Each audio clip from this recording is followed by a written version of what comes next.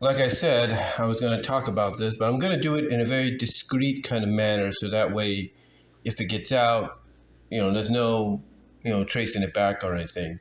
Well, at least try to hide any identities, if you will. But yeah, so the person that I've talked to that works at a Head Start, right? In the region of Livermore, put it that way. I'm not going to say any more than that, but the person I've talked about several times in my vlogs. The person I live with. Anyway, as I've mentioned, she has looked at this year at her job at the Head Start she works at and has not been too thrilled, nor her or any of the teachers. And if it's not one thing, it's another, right? It's like they just can't catch a break. They won't catch a break until Wednesday, June 19th, when they get out. Now, in reality, they should be getting out the Friday before. But because of circumstances that are beyond their control, and they're not, they're okay with, but, it's very convoluted. Basically, long story short, as I've mentioned before, one of the public schools, don't know if it's a high school or grade school, whatever, has to use the facilities because the people that the public schools have essentially hired to renovate, remodel, if you will, the school, or at least one of the classes, have decided that they want to start a week or so early. And this is driving everything into confusing flux, if you know what I mean. So what's happening is I'll put it this way. There are normally regularly scheduled programming, if you will, that being the person I live with. Again, don't want to identify just in case it's get out. But anyway, basically, this person, basically the teachers, I should say, are not too fond about this change. And they're not too fond about it due to the fact that it basically causes a hindrance. It causes a hindrance to the point that they have to move all the scheduled programming, all the scheduled plans for their finale of the school season. They have to move it back almost a week. And they're not too thrilled about that. They're not. And I don't blame them. And neither does, the individual I'm talking about, who I live with. Again, not going to say names. But anyway, they're not too thrilled about that. So that puts them in a situation to where they're hoping to get another place, another room within the facility to finish up the year or the season. And, just go on the break and hopefully when they come back, things are better than this year, if you will, or this season. Anyway, to get to the point, as if that's not enough, as if basically the people that are supposed to come in on a monthly, if not bi-weekly basis, the CMs, if you will, short for case managers, but we're going to call them the CMs. If what's going on, as I just mentioned, isn't bad enough. The CMs, who are supposed to show up every month, if not, every bi-week, if you will, in a month, only have done it like once or twice, maybe 3 times throughout the entire season/year. And that's not been very helpful. And if that's not enough, parents have been pulling their kids out due to the fact that they feel the teachers or the people hired to take care of them in this Head Start setting are not doing their job. They're not doing their job properly. And it's like, things have been, it's just that, on top of that, On top of that, things have just been so disorganized throughout the season/year that a lot of them, venting wise, not literally, but venting wise, are basically, expressing how they feel. And we all know how venting, expressing is, right? You're just, you're verbally in front of people. You're verbally expressing how you feel, either because you're tired, or maybe you've had a little too much to drink, if you catch my drift, or you're just angry to the point that you just got to finally let it all out, right? They are basically, gotten to the point to where they're venting, expressing how they feel. Like, they feel like, oh, I don't want to be here anymore. I don't want to be back here next year. But truth is, they will be. They're just venting that frustration. They're getting that out of them. And because everything's been so disorganized, parents taking out their kids coming in or being allowed to come in almost towards the end of the year. I should say, their kids being allowed to be entered almost towards the end of the year, and then, evaluations and conferences. It's just so discombobulated that you can't blame any of the people there that work, take care of these kids for the parents. You can't blame any of them for feeling the way they do. I mean, for God's sakes, the program is technically free, to the parents. It is technically free to the parents. They don't have to pay a dang thing. They don't have to pay a dang thing when it comes to having to enter the kid into an educational program. It is free. It is free, all right? And yet, it's like the parents don't get it. The parents the parents don't get it.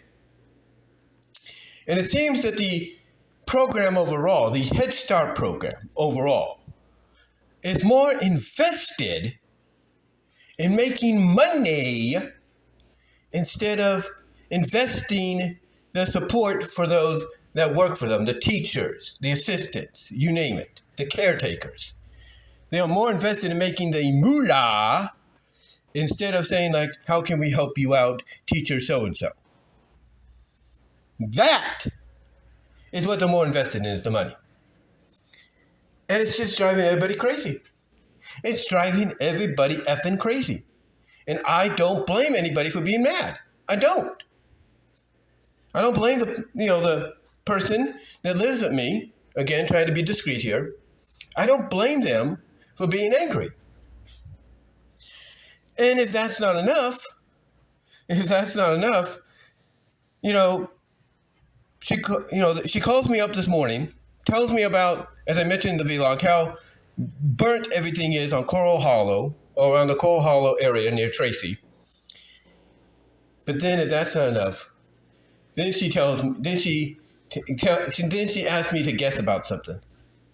She basically says, "Guess what they're going to do now?" And I'm like, "What?" And she says this. And when she told me, I'm like, "No." I'm thinking in my mind, that's dumb. Because that is dumb, right? It's like, it's one thing to do this, install these things in high schools, grade schools, middle schools, colleges, universities, you name it, workplaces. It's one thing to install them there. But to install them in a Head Start? Ludicrous.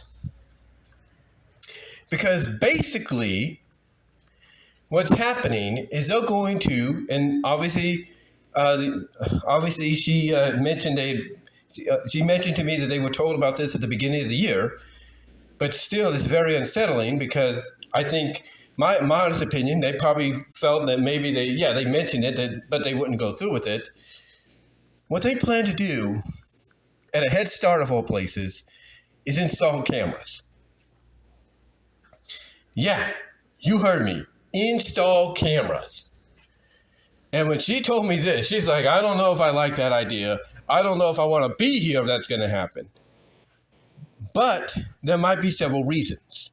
Now, obviously, when they told they would do this, they didn't give them the specific reasons yet. Hopefully, they do give them specific reasons before the year's out. Hopefully, someone speaks up and says, hey, why do we have to have cameras installed?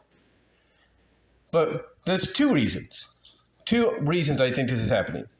The first reason has to do with a teacher that was there, that was friendly and everything, and everybody thought, including she who lives with me, they all thought they could trust him. He seemed nice, friendly, and everything, until the truth came out about him.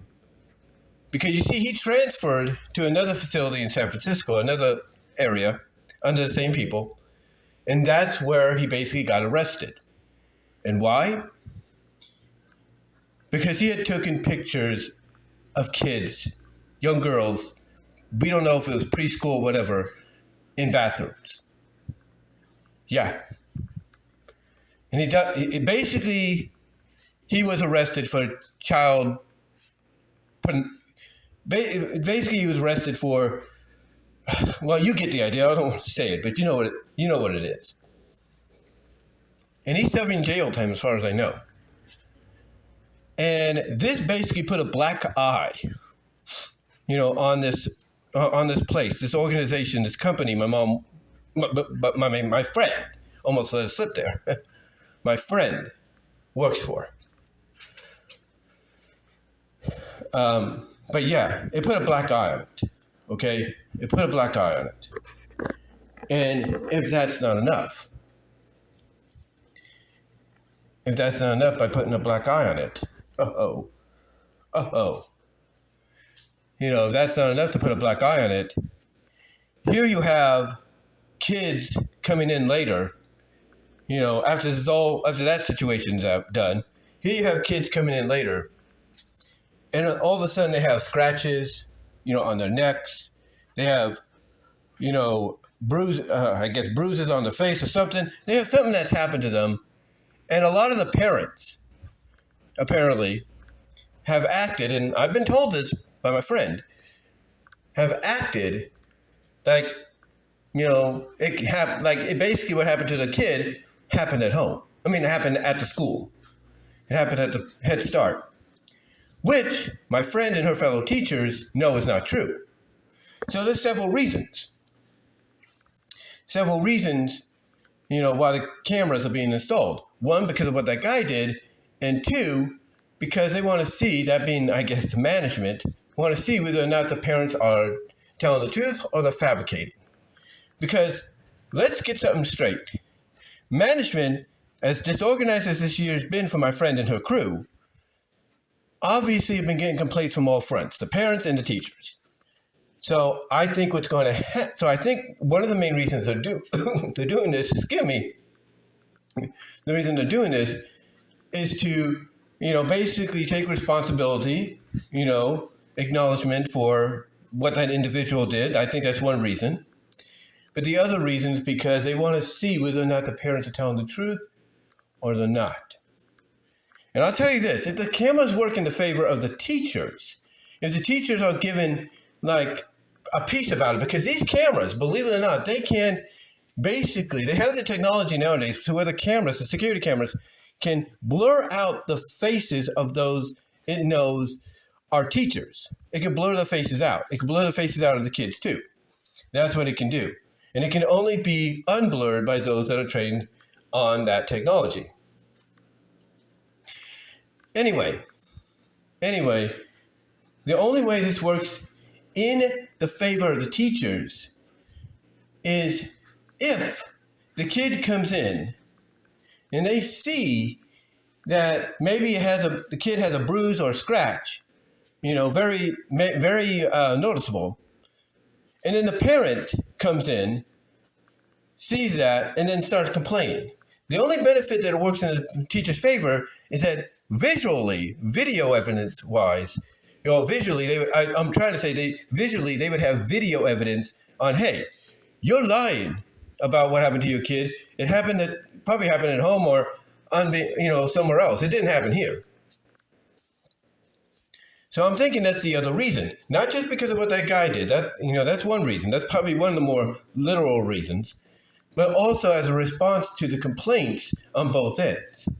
The complaint being basically, this kid, may have gotten hurt, but it didn't happen here. We have the visual evidence. Of that. And it seems like all you're doing, Mrs. or Mr. blah, blah, blah, is making up stuff because you want peripheral treatment for your kid or whatever. Or you don't want to be taking responsibility for the fact that you may have caused this and, you don't want to get in trouble. That's my assumption. That's my assumption as to the other reason they're putting these cameras in. But yeah, my friend that I live with, again, trying to be discreet here, overall is not too thrilled about this. And I can tell you right now, that she is praying, because she's a prayer warrior, believe me. She is praying and hoping next year is going to be a lot better. And again, maybe these cameras will be a benefit, because I think what they'll do is they'll blur out the faces of the teachers and maybe the kids so that they can, kind of, not only give the teachers a piece about what they're doing, but also be able to detect whether or not, okay, is what the parent's saying is true, or did this teacher do this or did that? Because there are sometimes a complaint happens to where one of the teachers will get, a little rough, with a kid by grabbing the arm a little hard or doing something, that they're not supposed to do, basically in their own disciplinary way. And obviously that's because of either the culture they were raised in or how they were raised. Now, again, that could play against the teachers, but only against those who get basically called out on, but nobody believes. That could cause them to get talked to, and they could say, hey, you're not supposed to. The management could say to them, hey, look, we know you were probably raised differently, but that's not how we do things here.